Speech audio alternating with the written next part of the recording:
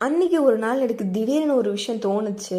அது என்னன்னா, இதுவரை நம்ம ஃப்ரூட் கஸ்டர்ட் தானே சாப்பிட்ருப்போம். ஸோ, அதே ஃப்ரூட் கஸ்டர்ட் ரெசிபிய நம்ம வந்து பிரெட்ல யூஸ் பண்ணா எப்படி இருக்கும் அப்படின்னு தோணுச்சு. இந்த இன்ஸ்பிரேஷன் வந்து எனக்கு சாய் துக்குடாலேருந்து தான் வந்துச்சு. ஸோ, அதுக்காக நான் வந்து மில்க் பிரெட் வந்து வாங்கிட்டு வந்திருந்தேன். அப்புறம் வந்து ஒரு மில்க் பாக்கெட் இதுவும் இருந்துச்சு. அப்புறம் லாஸ்ட் டைம் ஃப்ரூட் கஸ்டர்ட் பண்ணி சாப்பிடும்போது எனக்கு அந்த டேஸ்ட் ரொம்ப பிடிச்சிருந்துச்சு. ஸோ, அந்த கஸ்டர்ட் பவுடரே நானும் எடுத்துக்கிட்டேன். இது வந்து வெனிலா ஃப்ளேவர்.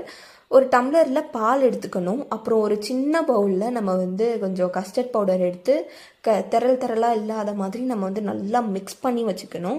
அப்புறம் மில்கை வந்து லோ ஃப்ளேமில் நம்ம பாயில் பண்ணிவிட்டு இந்த நம்ம மிக்ஸ் பண்ணி வச்சுருந்த கஸ்டர்ட் பவுடரை நம்ம உள்ளே போடணும்.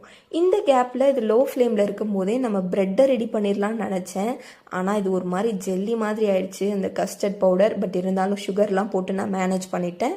அதுக்கப்புறம் இந்த ப்ரெட்டை வந்து நல்லா பட்டர்லாம் போட்டு நல்லா ஒரு கொஞ்ச நேரத்துக்கு நான் வந்து நல்லா டோஸ்ட் பண்ணியிருந்தேன் ப்ரெட்டை வந்து பட்டரில்.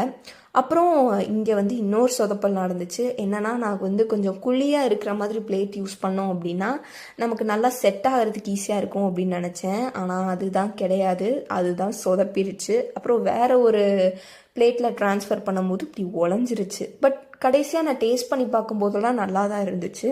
இது ஃப்ரிட்ஜில் ஒரு 15 மினிட்ஸ் வச்சுட்டு அப்புறம் டேஸ்ட் பண்ணேன். இன்னுமும் நல்லா இருந்துச்சு. பட் நீங்கள் ஃபாலோ பண்ணுறதா இருந்தீங்கன்னா வேறு ஏதாவது ரெசிபி ஃபாலோ பண்ணுங்கள்.